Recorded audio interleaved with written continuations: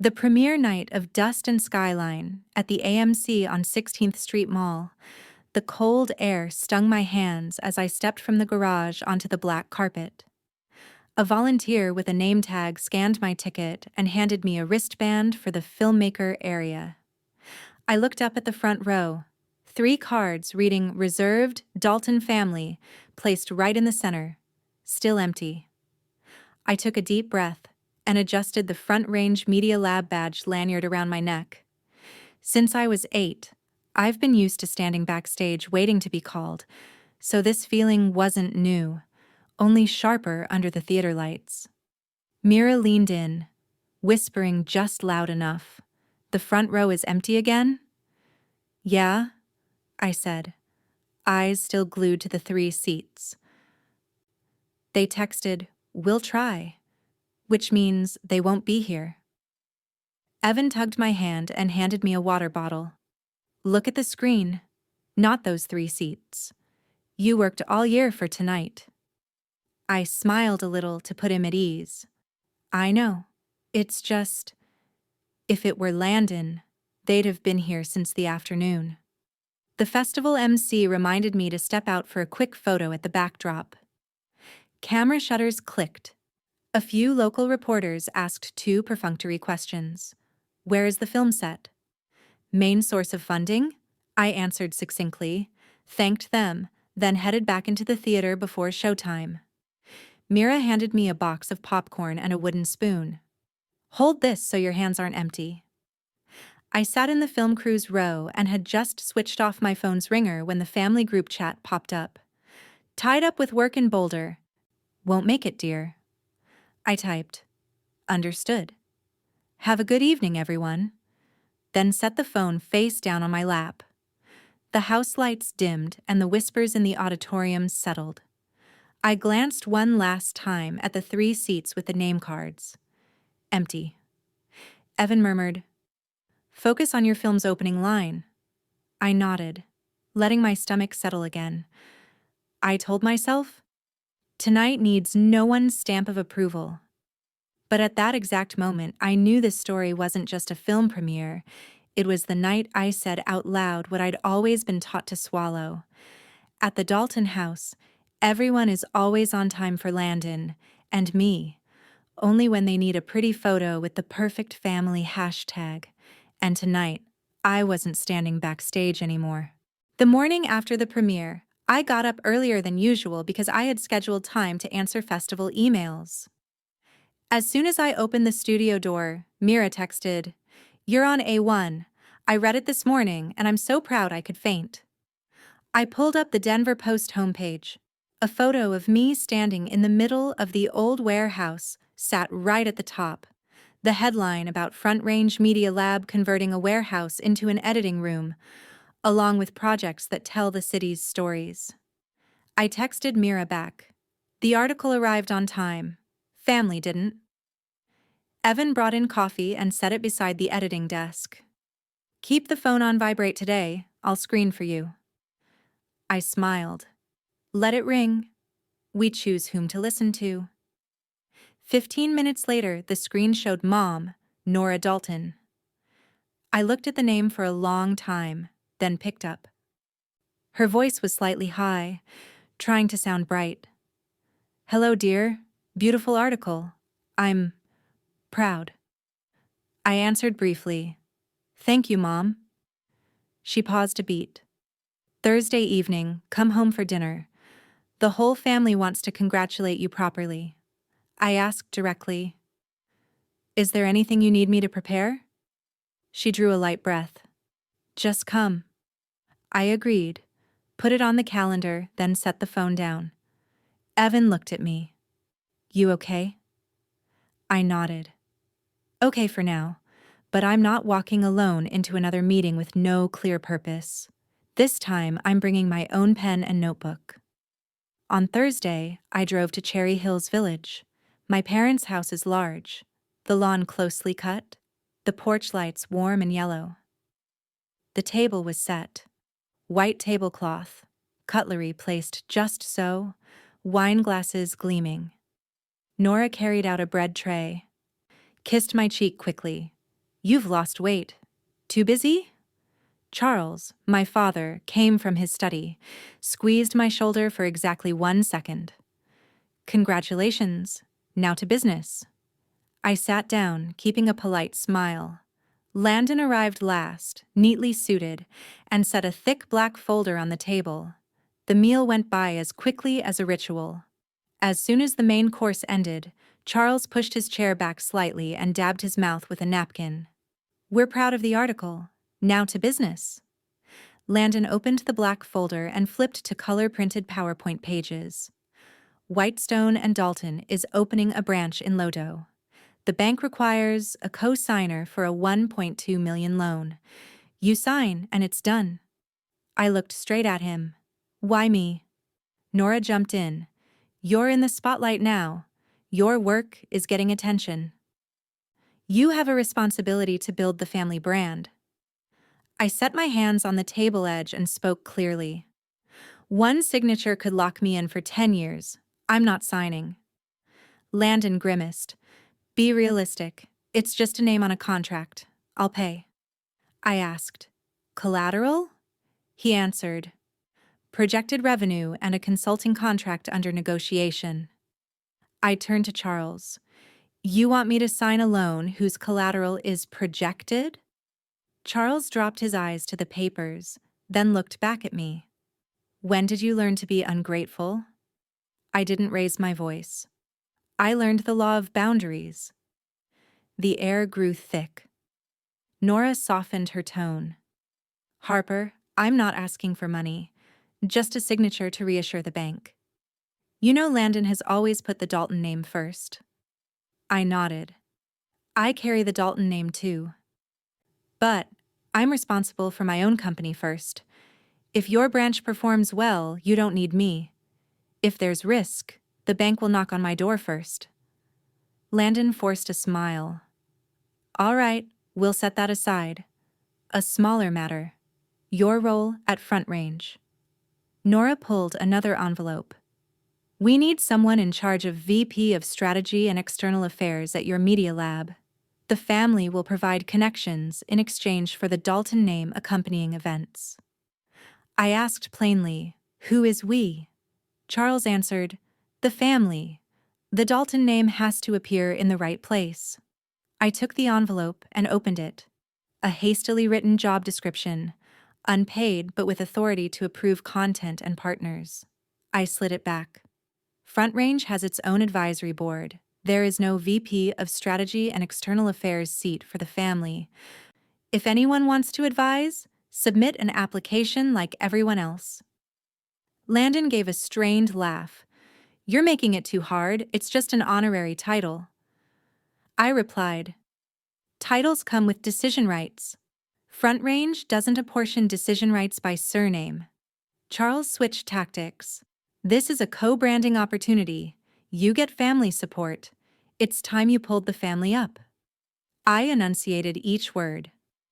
I already tried to pull the family up by placing 3 reserved seats in the front row. They were empty. I will not sign a guarantee. I will not create an honorary seat. I will keep Front Range independent. Nora braced her hands on the table. You want to leave the family? I shook my head. I want to be in the family in a way that's mutually respectful, not used as a tool. Landon tapped the black folder lightly. Okay. Then the loan. I have a pro forma cash flow table. I've worked with Stone Ridge Bank. They said they just need a cosigner credit score over 780.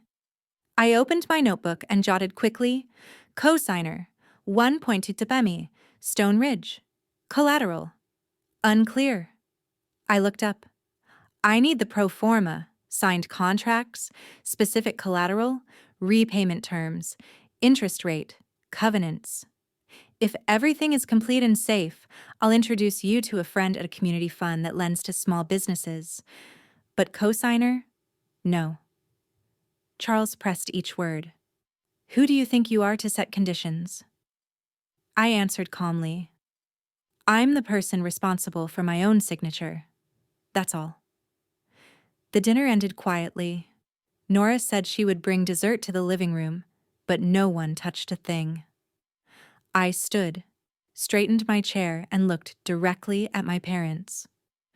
"Thank you for dinner. I'll send my decision by email, along with a summary of what was just said." Charles turned away. Landon gathered the papers, and Nora walked me to the door, her voice small. "I just want our family to look like a family." I stopped on the porch. "Mom, a family isn't measured by a photo. It's measured by who shows up when there's no camera." She said nothing and closed the door. On the drive back, I called Mira on speaker. "Done. Just as we guessed." Mira sighed. "I knew it. You okay?" I said, "Okay. I need you to help with 2 things. 1, coordinate next week's advisory meeting schedule. 2, remind me to send the minutes email to the family." Evan texted, "I'm waiting at the studio. Got tacos." That night, I sat at the long table and typed the family meeting minutes email. A blunt subject line, Summary 10, Cosigner request and FRML title. I wrote it as if writing meeting minutes. Thanks for dinner. Contents of the proposal. My answer. No cosigner. No honorary title. Alternate support offered. Connect to appropriate funding if the file meets standards. Requirement. Send documents if you want me to connect. Deadline. 14 days. All communications via email, not intermediaries. I sent it to all 4, CC'd Evan for record. 5 minutes later, Landon replied with one line, "You're making this difficult." I didn't answer. 30 minutes after that, Charles sent an attachment, draft cosigner agreement, prepared by Stone Ridge. I forwarded it to a lawyer I know with one line, "This is what I will not sign. Please file it." Then I shut the laptop. The next morning, the Denver Post tagged Front Range on Instagram and views climbed. The phone rang. It was Nora. "Have you read my email?" I opened it. A short paragraph, with fewer reproachful words. "I'll think more. Send me Front Range's operating model so I can understand." I replied, "You can stop by the studio on Tuesday at 10 a.m. I'll walk you through it. No signature requests." She texted back, "Okay." I closed the message and looked at the week's calendar, full of things I chose myself. In the evening, Mira brought over a stack of freshly printed Dustin Skyline posters. She set a pen on my desk. "Sign these, and that other signature, don't sign." I laughed. "Exactly." Evan asked, "What do you plan to do next?" I said, "Work," and finish telling this story in the next video. So anyone who's been called into that kind of family meeting has a template for writing their own minutes email. When the phone notified a new email from Charles, "If you don't sign, your mother and I will consider shifting our support to Landon. Your article could put our family under scrutiny." I read it, filed it, then closed the laptop. All right, this time, the light keeps shining, but on the right documents. I scheduled an appointment with Dr. Patel for Monday morning, in a therapy office on the 3rd floor of an old brick building overlooking a park. She poured water, handed me a sheet of paper and a pen. "Today, let's call by its right name what's happening." I recounted the dinner in Cherry Hills, Landon's black folder, the 1.2 million cosigner line, and the proposal of an honorary seat at Front Range. Dr. Patel nodded. "That's not asking for help. That's a mechanism that uses relationships to transfer risk onto you. One signature turns you into someone else's collateral." I was silent for a few seconds, then said, "I said no, but I still feel guilty." She set the paper in front of me. "Write a clear sentence you will use when the feeling of guilt surges." I wrote, "I say no as an adult responsible for my signature, not a child begging to be seen." Dr. Patel asked, "What are your boundaries with the family?" I read from my notebook. "No guaranteeing debt. No honorary titles. All exchanges via email, with deadlines, with documentation. Meet only when the content is already clear. She said, "Good. Now add an inner ground rule. You don't need to persuade anyone to understand your feelings in order to decide correctly for yourself." I exhaled. I tend to try to explain to them that I'm not ungrateful. She smiled. "That's not your task anymore. Your job is to choose a way of living that matches your values." I nodded, feeling my head lighten by half a notch. Leaving the session, I walked along the sun-warmed sidewalk and called Evan. "At noon, I'm going over to the Arapahoe to look at the space." He asked, "The old theater on South Broadway?" "Yes. The owner has closed on the sign. The city says they're ready to issue permits if we renovate to code." Evan said he'd drop by after lunch. I texted Mira, "Prepare a notebook, camera, do preliminary measurements." She replied immediately, "On it." The Arapahoe stood silent among a row of storefronts that had changed hands, cloudy glass doors, a faded sign. The broker, Mr. Jenkins, unlocked the door for us. Cold air and the smell of old wood wafted out. He pointed. "The roof doesn't leak. The electrical needs replacement. The seats can be partially kept. The owner wants to sell quickly." I walked a lap, opened my notebook and wrote, "Roof, electrical, seats, restrooms, egress routes." Evan checked the stage platform, wrapped the floor. Mira photographed each corner. I asked Jenkins, "Any liens attached to the property?" He replied, "No. Property taxes are up to date. The city says they support converting it into an arts center." I asked for 48 hours to send a letter of intent. He nodded. That afternoon, I called Ms. Kline, my high school English teacher who once lent me my first camera. She opened FaceTime, smiling brightly. "I saw you in the paper. So proud." I turned the camera to show her the Arapahoe's facade. "I want to bring this place back. A space for screenings, recording, storytelling classes. No honorary seats by surname. First come, first seated. But the front row will always save spots for the kids no one waits for." She slowed. "You've grown exactly the way I hoped, self-determining and opening the door for the next kid." I asked, "Would you join an honorary advisory board? No decision rights, just program feedback." She nodded immediately. Yes. In the evening, I had a quick meeting with Mira and Evan at the studio. I wrote on the whiteboard, "Reasons to buy the Arapahoe." I wrote 3 lines. 1. Lock money into a public legacy, cannot be withdrawn for personal purposes. 2. Create a place for the community to work and watch each other work. 3. Separate work life from relatives' expectations. Mira added, "And a scholarship program for the editing room for public school students." Evan said, "A low-cost sound room for local groups." I nodded. Do it. The next day, I sent a letter of intent at the seller-accepted price with a 30-day technical inspection contingency.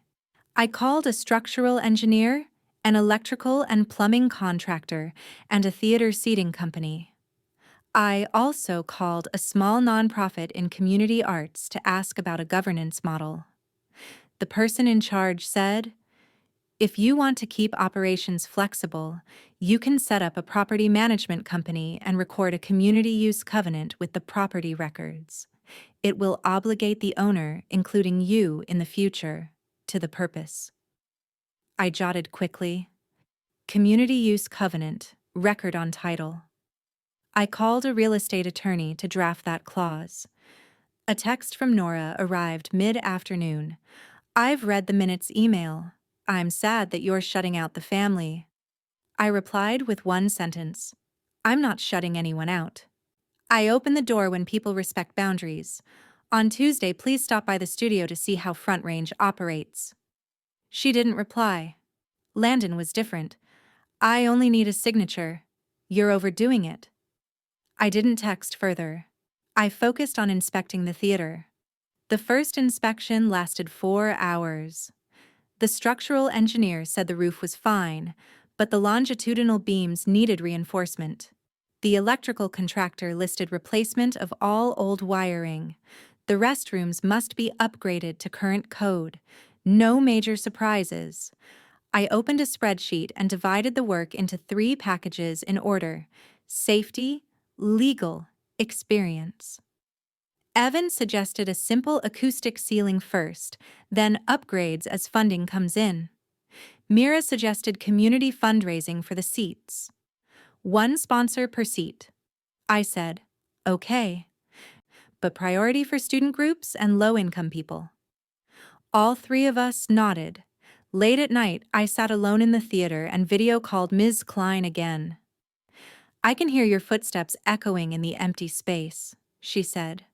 I replied, I want that sound to be drowned out soon by the sounds of classes and screenings. She asked, are you worried someone will say, why not help your own family, instead of buying a theater? I was frank. Yes. And I have a standard answer.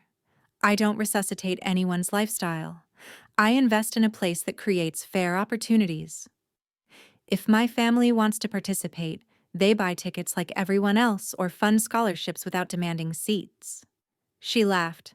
That's an answer you won't need to raise your voice for. 2 days later, Jenkins reported the owner accepted the terms. I signed and placed the deposit through escrow. I sent a brief announcement to the Front Range team. We will revive the Arapahoe. Goal: open in 9 months with 3 programs. Free storytelling classes for students, weekly screenings for independent films, and a time grant fund for local groups. Mira immediately designed a simple notice without any showy vibe, just the date for the volunteer workday and a list of needs: brushes, gloves, rags, sandwiches. The first volunteer day had 14 people: neighbors, a few students, an old projectionist. Nora didn't come. Charles didn't come. Landon didn't come. I didn't count who was absent. I counted seats that had been cleaned and bulbs that were lit. At noon, I stood in the theater doorway looking out at the street. The phone rang. Ms. Kline texted, I just told your old class. When you open, I'll sit in the front row, next to the kids few people wait for. I replied, I'll keep the seats. That same afternoon, Dr. Patel sent a short message. You've chosen a good fulcrum, clear boundaries, and a useful legacy. The guilt will subside gradually. I looked at the facade taking on clearer shape and saw that the sentence I wrote on that paper that day was still in my pocket. I say no as an adult. I put the paper in my wallet, stepped back inside, picked up another seat, and set it in a row. The theater hadn't fully turned on the lights, but the aisle was no longer dark. The next tasks were still small and clear. Replace bulbs, paint walls, schedule classes. And when anyone asks why I didn't sign, I'll point to this theater. A place where signatures are used to open doors, not to bind someone to someone else's debt. I scheduled an appointment with Attorney Sloan at his office on the 8th floor of a small building near Civic Center Park. He pulled out a pen, flipped through a thin file. The goal is to lock the door they want to open with the bylaws, not with promises. I nodded. I sign bylaws, not shackles. We drew the structure on a sheet of paper. The Kline Center Foundation, DISA, a 501c3 nonprofit bearing Ms. Kline's name, holding the public interest mission. Under the foundation is Arapahoe Arts LLC, a single-member limited liability company, with the foundation as the sole member. Sloan spoke slowly. The asset, that is, the theater, sits in the LLC. All revenue flows back to the foundation under a services agreement. And here, he tapped a line, bylaws, prohibit family members from sitting on the board of directors. No exceptions. I exhaled. Write it out explicitly so no one can amend it by word of mouth later. He smiled. One more thing. The No-Guarantor Clause. The foundation and its affiliated entities do not guarantee any private loans. Write it big and clear. We discussed the board further. At least 3 independent people, no blood or marital relationship to me. Staggered terms to avoid a coup. I proposed Ms. Kline, a public library director, and Jamal, the print shop owner. Someone who understands local labor. Sloan added, adopt a conflict of interest policy. Whoever signs a contract has to step out of the room. I noted in my book, COI policy, adopt in the first session. When we finished signing the first batch of papers, Sloan asked, are you prepared for a try again from the family? I said, yes. And this time I'm carrying a printed copy of the bylaws. The 501c3 confirmation email is pending, but we already have the bylaws, a temporary EIN, and the agreement between the Foundation and Arapahoe Arts, LLC. I printed copies, clipped them into a blue folder, and kept it ready in my bag. Evan saw the folder as he walked into the studio. Heavy. I laughed. Heavy in the right place. Mira gave a thumbs up. Seal the leaks with paperwork. I like it. 3 days later, Landon texted, Friday 10 a.m., Stone Ridge Bank, meeting with banker Alvarez. Come with me. I replied, I'll come to listen. I won't sign. He dropped a dry smiley. I brought the blue bylaws folder, plus a 1-page printed boundary statement. The conference room at Stone Ridge was bright. A glass table, a water carafe in the center. Mission. Alvarez shook each person's hand and spoke in a calm voice. Thank you for coming. Nora adjusted her hair, smiling politely.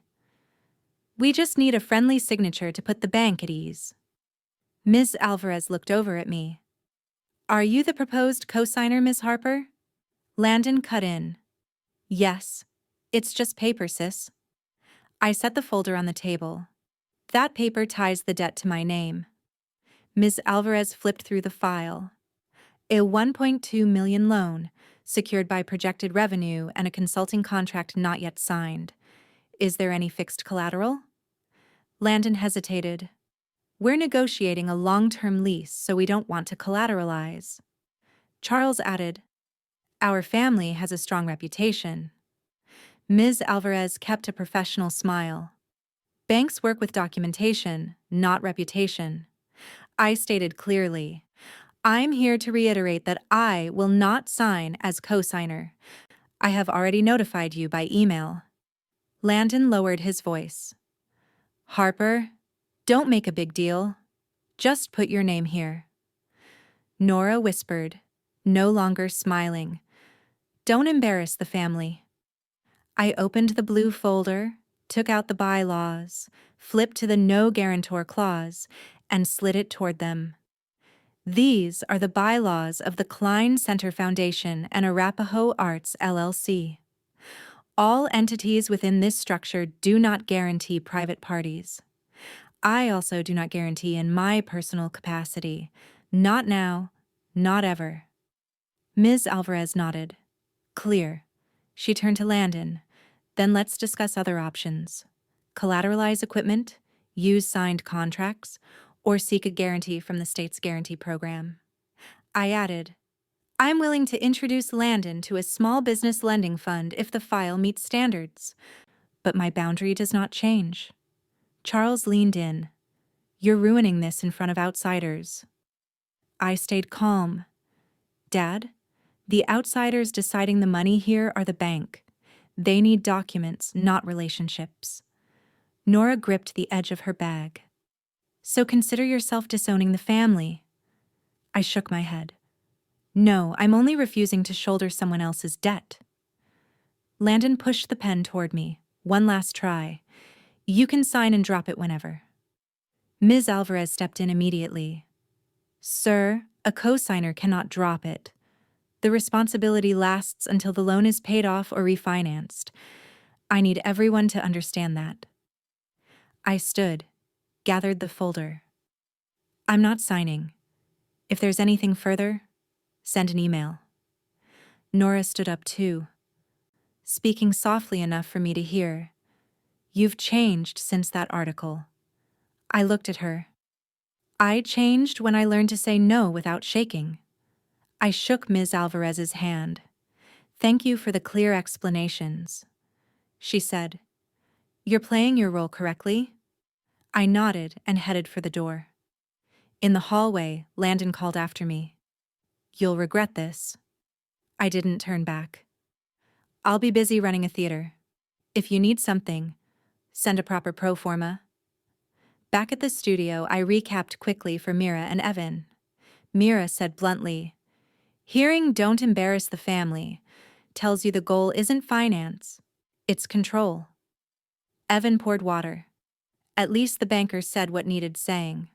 I opened my laptop and wrote a summary email of the meeting to everyone. The bank's requirements, alternative proposals, and a reminder of boundaries. I CC'd Sloan with the bylaws attached. Sloan replied with one line, Good paper shield. In the afternoon, Miss Kline stopped by the theater with a bag of cookies. She stood looking at the facade for a few seconds, then said, You've learned the hardest no. I smiled. I'm also learning the well-timed yes. Yes to things that bring the community closer.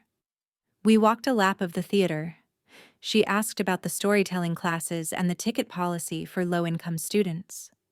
I opened the draft program. Sunday screenings for families with pay-what-you-can sliding tickets. Time grant scholarships for the editing room. A monthly volunteer schedule. She nodded. When this is written into the bylaws, it outlives the inspiration of a single fun night. That evening, I received a short email from Nora. I need time. I replied. So do I. When you're ready to visit the theater as an audience member, I'll keep a front row seat for you. No reserved placard, just you showing up. There was no reply. The next morning, Sloan sent over the finalized bylaws. I signed. Ms. Kline and the library director signed. Jamal signed. I set the pen down firmly. This pen doesn't tie me to anyone's debt. It ties me to a mission. I sent the PDF to the bank with a note attached. To avoid misunderstandings later. Mrs. Alvarez replied, Thank you. Clear boundaries make things easier. By day's end, I went to the Arapahoe. The volunteer crew had replaced the second row of bulbs, and the light was beginning to even out. A boy of about 12 stood at the door looking inside. I opened it and asked, Do you like movies? He nodded. Want to sit in the front row? He grinned. Yes, ma'am. I pointed to the seats already cleaned. When the theater opens, just come early. That spot will always be lit. He nodded hard and ran off. I watched him go, thought about the front rows left empty in my life, then looked back at the bylaws in the blue folder. This time, the front row won't depend on which surname is printed on the card. And if anyone asks why I refused a signature that was just paper, I'll show them another sheet of paper, the bylaws, the paper that keeps people in their proper place and lets hard things pass through without dumping onto one person. On Monday morning, I received a long email from the family address with the subject, Proposal for a position to uphold the family standing. Opening it, I found a description of VP of Strategy and External Affairs for Landon, a salary of USD $280,000 per year, the authority to approve partners, and the authority to speak on behalf of Front Range and the Kline Center. At the end of the email was my father's line, The family needs to have its name on your masthead. I replied in 3 short paragraphs. Thanks for the proposal. Hiring principals based on merit through an open process. Invite Landon to apply publicly if he has the corresponding experience, with a resume, project portfolio, and 3 letters of recommendation not sharing the same surname. After sending, I printed the email and filed it in the folder, Family 2025. In the afternoon, they came to the studio like a client group.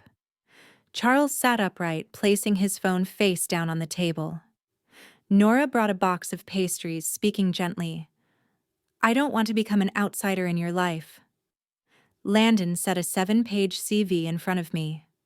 I need to sit in that position before you open the center. Your company needs a representative with legal standing. I pulled my chair in, keeping my voice clear.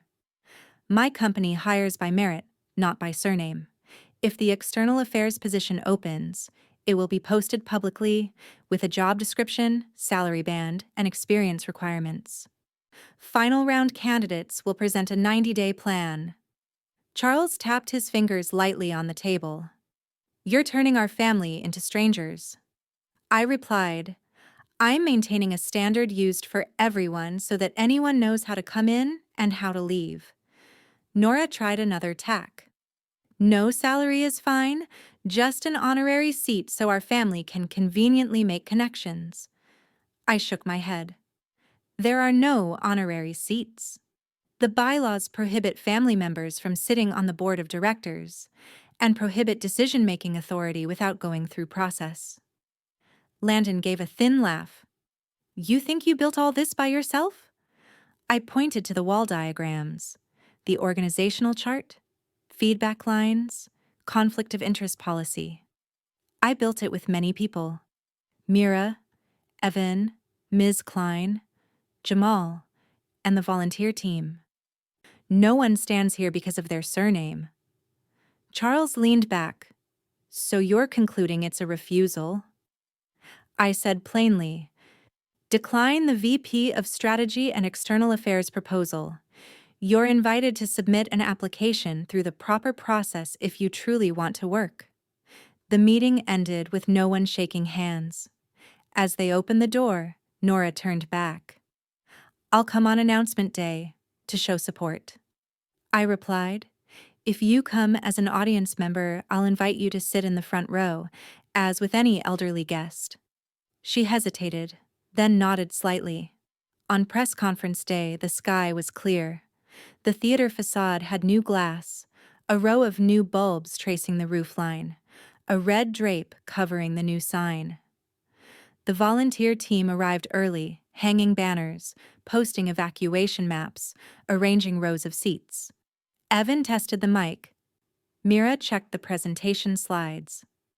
Ms. Kline stood beside me, scissors in hand for the ribbon cutting, smiling with eyes a bit misty. I looked across the street and saw a few local reporters, a representative from the county office, and several groups of students in public school uniforms. There were no reserved signs. There was a sign directing front row. Priority for the elderly, pregnant women, children. At exactly 10 o'clock, Mira invited everyone to gather. I stepped onto the platform, adjusted the microphone, looked around once, then began. I am Harper Dalton, director of Front Range Media Lab and founder of the Kline Center for Media Arts. Today, we turn on the lights of a space that has been silent for many years to give the city back its own way of telling stories. I took a breath and spoke clearly, without faltering. The Kline Center belongs to the Kline Center Foundation, a nonprofit organization. Arapahoe Arts LLC is the operating entity owned by the foundation. The foundation's bylaws are transparent. They prohibit family members from sitting on the board of directors. There is a conflict of interest policy, and especially a no-guarantor clause. We do not guarantee any private loans. A reporter raised a hand. Funding sources? I answered. The cost of purchasing the theater came from personal funds and small donations. Renovation is divided into 3 phases, with a total estimate of USD $640,000. Income and expense reports will be published quarterly on the website. Tickets are on a sliding scale according to ability to pay. Another reporter asked, "Is your family involved in operations?" I looked straight into the lens. No, My family, if they wish, will be audience, volunteers, or unrestricted donors. This center is not a place to hang any family's nameplate. It belongs to the community. I signaled for Mira to pull the drape. The red drape dropped, revealing the new lighted sign, Kline Center for Media Arts. Beneath the sign was a small line, a project of the Kline Center Foundation. Applause rose. I continued. I grew up with many empty front rows when I needed to be seen. Today, I'm building a house where the front row always has room. Whoever arrives early sits up front. Whoever needs priority seating, we'll keep it ready. Evan switched on the marquee system. The bulbs chased along the rows, glowing evenly. After the presentation, I invited Ms. Kline and the county representative to cut the ribbon together. We raised the scissors. The ribbon fell. Mira opened the doors, and the smell of fresh paint and clean wood swept out. People poured in to look around. In the lobby, we placed 3 information boards: the bylaws, a 90-day program schedule, and how to participate as a volunteer. A group of students stood reading the editing room scholarship section, pointing and laughing with one another. Jamal stood at the registration table handing out volunteer badges. Ms. Alvarez from Stone Ridge also came and shook my hand. Congratulations! Your paperwork shows everything clearly. I smiled. Thank you. Clear boundaries make the work go smoothly. Half an hour later, Nora appeared alone. She wore a cream-colored coat holding a small bouquet. She stepped in front of the lighted sign, stood still for a few seconds, then turned to me. Beautiful. I nodded. Thank you for coming, Mom. She handed over the flowers. Congratulations. I accepted them and set them in a vase on the counter. She looked around. Is there an empty seat in the front row? I pointed to the first row. Yes. Would you like to try sitting there? She nodded. I led her in and pulled out a chair for her. She sat, both hands on her knees. I understand part of it now, she said softly. I can't promise anything yet, but I understand why you need those papers. I replied, just coming like today is enough. Right then, Landon walked in with a friend. He looked at the lighted sign, looked at the press table, then came straight to me. Congratulations. I nodded. Thank you. He lowered his voice. The loan path will probably have to wait. I'll send a revised pro forma. I replied. Send it by email. If the file is sufficient, I'll refer you to a lending fund. No guarantee. He exhaled. Got it. No more edge in his voice, and no more demand for a seat. The press conference closed with a test screening of a short film made by a group of students about the weekend market. When the lights came up, the girl who shot it looked around and saw Nora in the front row applauding. The girl smiled and bowed her head. I stood at the back, watching the team clean up while guests still chatted. Evan slipped next week's program into my hand: the Wednesday storytelling class, the editing room open on Saturday, the community screening on Sunday. Mira leaned in. Try looking at the lighted sign again. I looked up. The sign shone as brightly as when we pulled the drape, but the feeling was different. It wasn't a board belonging to me alone, but the name of a commitment everyone could read. In the afternoon, I received a short email from Charles. I don't understand everything, but I see you work with order. When you need me to lug chairs, call me. I replied, this Sunday, 8 a.m. 5 minutes later, he texted, I'll be there.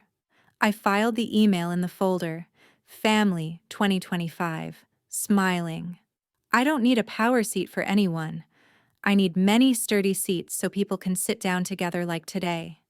And that begins with a clear sentence in a bank room, then a thick set of bylaws, then a lit marquee. Small things, but enough to replace saving face with real work. On Monday morning, my phone buzzed nonstop with Facebook notifications. Landon posted a long status with an old family photo taken at church, captioned "Family First," hinting that some people put personal projects above blood. Below was a string of comments from relatives and my father's friends. Children should know to pitch in. What's wrong with an honorary seat? Don't disgrace the family. An hour later, our former pastor called. His voice was warm and proper but carried social weight.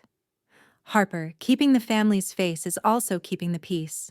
Soften a bit, agree to an honorary seat for Landon, and everything will quiet down." I answered plainly, "Pastor, I respect you and the church, but I cannot trade process for temporary quiet. This center serves the community, not face." At noon, I accepted an invitation to the podcast Boundaries and Money. A small studio, microphones on a wooden table, the host an independent journalist who had been following the theater project. She opened, "Your story is causing a stir." The question many people sent in, why doesn't Harper help her family first? I looked straight at her. Helping a dependency pattern makes it bigger. Helping an ecosystem makes many small people stronger. If I sign as guarantor, I reinforce a habit of shifting risk onto others. If I build a place for the community to tell stories, the risk is shared and transparent. The host asked next, "Some say you're cold." I replied, "Cold is abandoning the weaker for the sake of face. I don't do that. The Kline Center has pay-what-you-can tickets, editing room scholarships, and public reports. I don't use community money to rescue one person's lifestyle just because we share a surname." She nodded, changed tone. "What sentence would you send to someone hesitating to say no to family?" I spoke slowly. You can love your family and still say no to an extractive mechanism. Your lawyer is your teammate, bylaws are the fence, and a good community is the rear guard. In the afternoon, I wrote an op-ed for the local paper. The title was simple: "Boundaries don't split families, boundaries protect responsibility." I laid out 4 brief points. First, a cosigner is not a social courtesy. It's a long-term legal obligation. Second, the Kline Center's structure is written into the bylaws so no one can later bend it out of deference. Third, the family can participate as audience members, volunteers, or unrestricted donors. No one is excluded. Fourth, I reject an honorary seat for a relative because it takes the standing room from those doing the real work. The piece ran by day's end, followed by a section explaining the No-Guarantor clause in plain language and a link to the transparency website. The next morning, the family's public reaction swelled. Charles posted a short clip saying, "Children forget their roots." I didn't respond. Mira told the team, "Don't argue online. If anyone asks, send the bylaws link and the program schedule." We continued with the storytelling class for high school students. In the afternoon was the final light test at the theater. At 4 p.m., Front Range reception called internally. "Harper, 3 people claiming to be family are here, demanding to see you immediately." I stepped into the lobby. Charles, Nora, and Landon stood at the counter.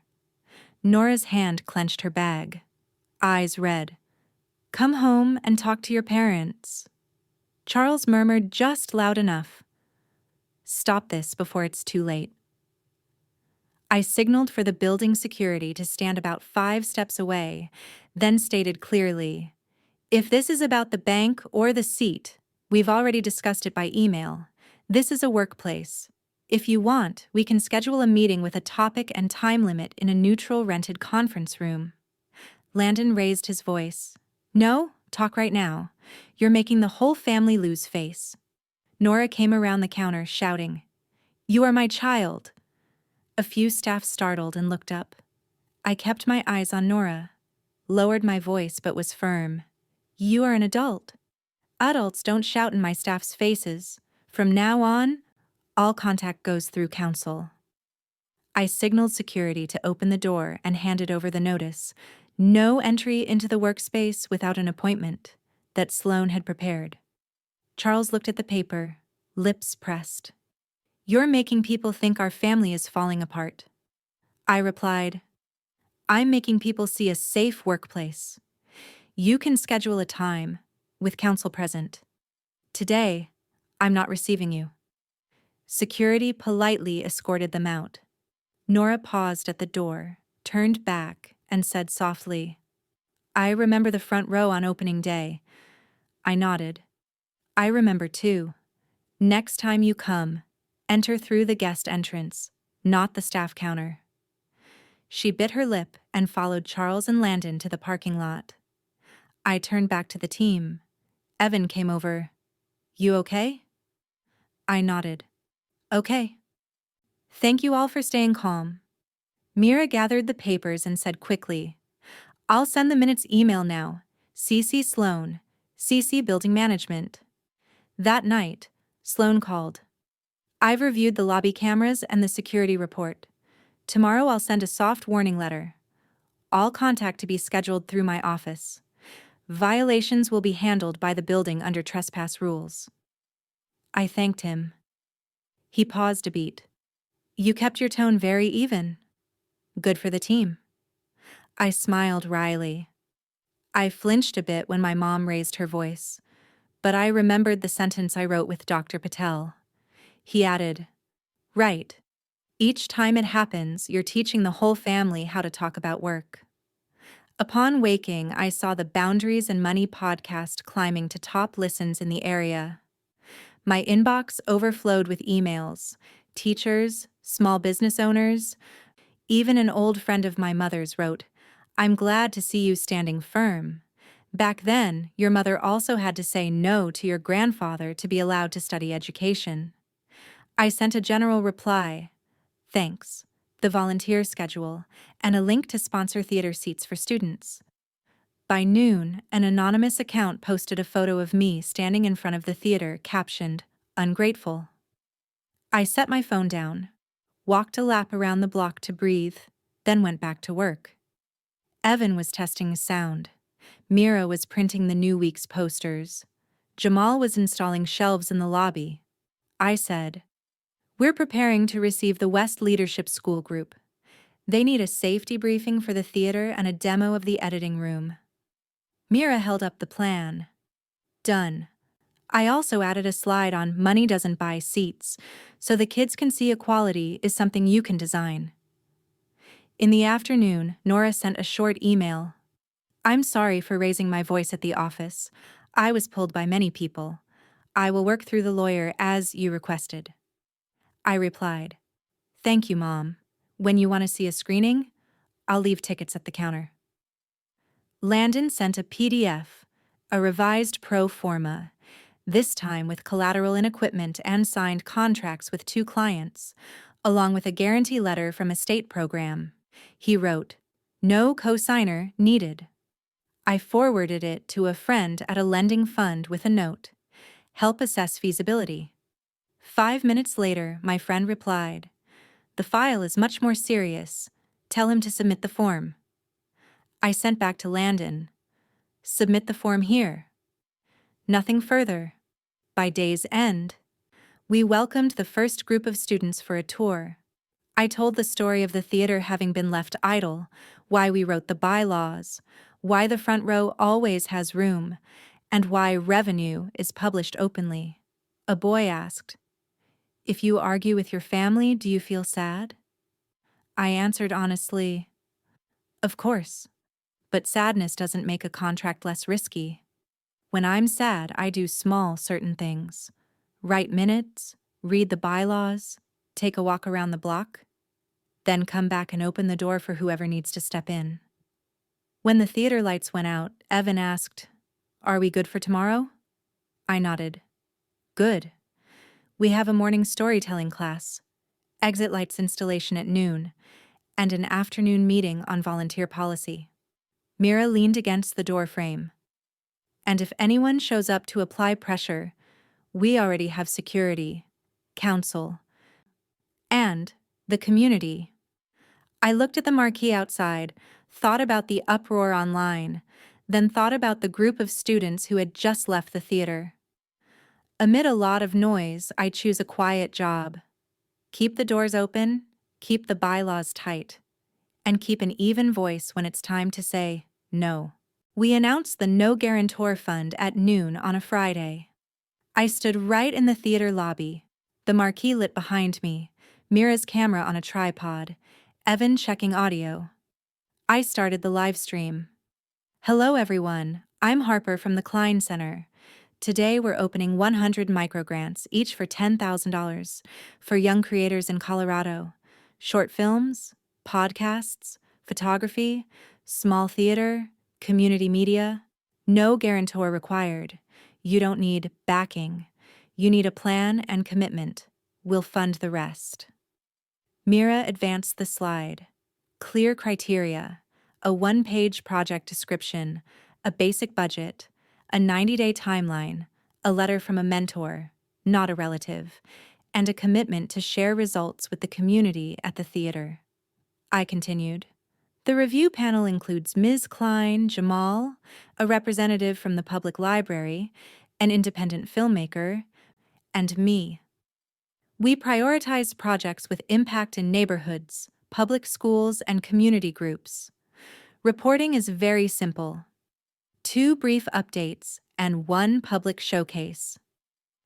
That very afternoon, the inbox received more than 300 applications. Some proposed a Spanish-language podcast for parents of newly arrived students. Some asked for an inexpensive lighting kit to stage school plays. One boy sent a link to a video of his grandfather telling stories about the old repair shop. Jamal stood at the intake table, smiling at me. Exactly what we wanted to bring in here. I nodded. Choose carefully, keep it fair. Let's also look at applications with imperfect writing but living ideas. Evan added, and make sure each county is represented. A week later, we held a Q&A session. I walked through the steps in detail and brought up money right away. Grants are dispersed in 2 tranches, 70% upon signing the agreement, 30% after the sharing event. If you're under 18, a guardian must co-sign. No application fees, no requirement to use a family logo or any personal name. Just include the line supported by the Kline Center in the credits. Someone asked, "What if we fail?" I answered plainly, "You'll learn from it." We do not claw back funds because the product isn't perfect. We ask you to show up, share your process, and say what you accomplished and what you didn't. At the same time, I scheduled to meet my parents at Little Owl Coffee on Wazi. I arrived 10 minutes early and ordered 3 drinks, a cappuccino for me, an Americano for Dad, a chamomile tea for Mom. They came in and sat across from me. No hugs, no formalities. I opened. I want to state the conditions so we can keep meeting without hurting each other. Charles nodded. Go ahead. I handed over a 1-page sheet. 12 family therapy sessions scheduled weekly. No requests for money, guarantees, seats, naming, of any kind. To attend events at the theater, register like everyone else, under the general rules. Any discussions about finances, if any, will go through email and council. No surprise calls. No dropping by the workplace. Nora looked at the paper and exhaled. I won't apologize for what I don't think is wrong. I nodded. I don't need a process-perfect apology. I need new behavior. Charles braced his hands and looked straight at me. We should have shown up in more places. I didn't look away. Yes, and that isn't fixed by a seat or a signature. We fix it by showing up on time and in the right role. Nora spoke softly. If I want to come to a screening and the front row is full? I smiled. You sit in the second row. The front row is for older folks, children, and people with needs. You'll still see everything. She gave a very small nod. Charles asked, "And Landon?" I answered. "He files his loan application per the instructions I sent. No guarantor needed. If it's approved, I'll be glad for him." We sat in silence for a few seconds. I concluded, "If you agree to these conditions, we'll ask Dr. Patel to schedule the first therapy session." Charles said, "Agreed, I'll try." Nora said nothing more but pushed the paper back toward me, signaling she understood. Back at the theater, we scored the first round of the No-Guarantor Fund. The panel split stacks of applications and stuck notes on them. Ms. Kline reminded us, "Watch for places with scarce resources." Jamal added, "Balance city and suburbs." When the list of 100 names was locked, Mira designed the congratulations email. I recorded a short video. "Congratulations, you are the first cohort of the No-Guarantor Fund. Next week we'll meet for orientation. We'll talk about simple budgeting, commitment timelines, and how to share results with the community." That evening, my inbox filled with lines like, "I'm crying. This is the first time someone has believed in us. My mom will see my performance for the first time." Evan looked and smiled. Best feedback of the year. On orientation day, the theater was packed. I opened with the slide, "Things you don't need." A guarantor, photos with celebrities, relying on any surname. The next slide, "Things you do need." A plan, small discipline, honest updates, unshowy sharing. A young man asked, "What if my family wants to go on stage with me?" I answered, "If they're your mentor or part of the project, yes. If it's just for photos, we keep the stage for the people doing the work."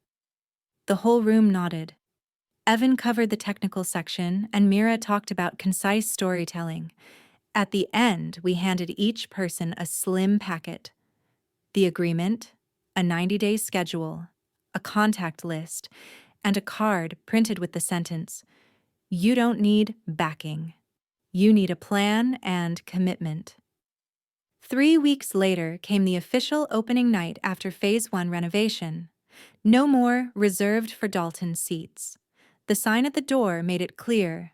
The front row is for older adults, pregnant women, children, and the grant cohort performing tonight. Ms. Kline arrived early, wearing a blue coat and holding her old notebook. "You've built a house," she said, looking at the marquee.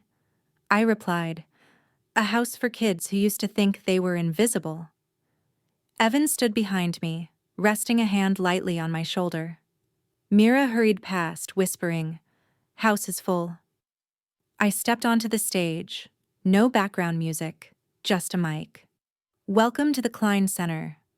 Tonight, the front row belongs to the young people of the No-Guarantor Fund, to Ms. Kline, to the volunteer team, and to the community around this theater. Whoever arrives early sits up front. Whoever arrives later will still find a seat." I asked the first cohort to stand. 20 young people in the front row rose together, some visibly trembling. The opener was a 3-minute documentary short about an Ethiopian woman's tailoring shop on East Colfax. The shop owner sat in row 3, watching herself on the screen, eyes wet.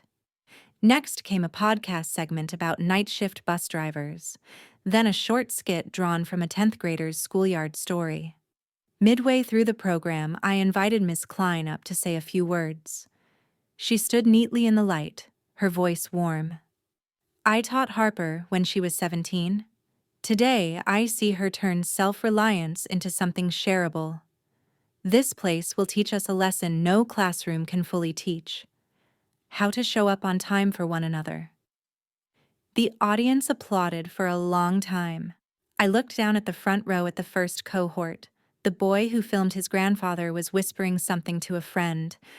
The girl making the podcast was holding her mother's hand. I saw my father standing at the back of the theater, carrying a case of water bottles. He lifted a hand in greeting. I nodded back. During intermission, he passed by and said quietly, "I set my alarm for 6. You said chairs at 8. I got here at 7:30. I smiled. I noticed. He nodded, not lingering to take credit. I also saw Nora sitting in row 5, quiet, not stepping into the staff area, not calling anyone's name. At the end of the night, she texted a single line, "I'm signing up to volunteer on Saturday." When the program ended, I invited the cohort to line up to receive a small certificate for opening night. No flashy flowers, just a sheet of paper and a quick hug. Evan reset the mic stands. Mira coiled the cables. I spoke one last time. Tonight I want to remember one thing clearly. No one needs backing to sit in the front row. You only need to show up, do the work, and keep your word. We'll turn on the lights for the rest. Outside, the Denver night breeze was gentle. The marquee still shone. I looked at the schedule posted in the lobby. The storytelling class, the open editing room, next month's community shows. On my phone was an email from Dr. Patel. First family therapy session next Tuesday at 3 p.m. I tapped read and put the phone away. Beside me, Ms. Kline said softly, "The first day went well." I nodded. "There's a lot to do tomorrow, but tonight is warm enough." Evan took my hand and pointed toward the now empty front row. "Next week it'll be full again." I replied, "Yes," and without any reserved sign at all. Opening night closed with laughter and light-footed steps on the way home. I stood in the lobby, looked at the calendar for next month, then at the front row just emptied after the screening. Evan handed me the first printed ticket, the ink still fragrant. "No. 0001. Keep it as a memento." I turned the ticket in my hand and whispered, "Save it for the child who thinks they don't have a seat. Here, there is always a seat." That's how I want to end tonight and begin the next stretch.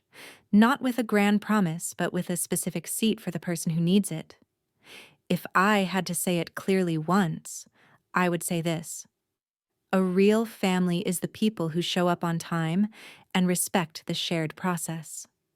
I stop feeding a story that makes me disappear. One signature can bind you to a burden for many years. A properly written set of bylaws can open doors for generations. Boundaries don't extinguish kinship. Boundaries only stop harmful ways of behaving. And if you have ever sat before an empty front row, you have the right to build a house where the front row isn't reserved for face, but for people who do real work. Thank you for staying to the very end, for listening to each small step, for supporting a center that lives by a program calendar, transparent reporting, and screenings with real people in the seats. If this story has touched you, especially if you are learning to say no to the pressure called family, leave a line, "I choose my seat," in the comments and share one boundary you will set in the next 72 hours. Thank you very much. See you in the stories to come.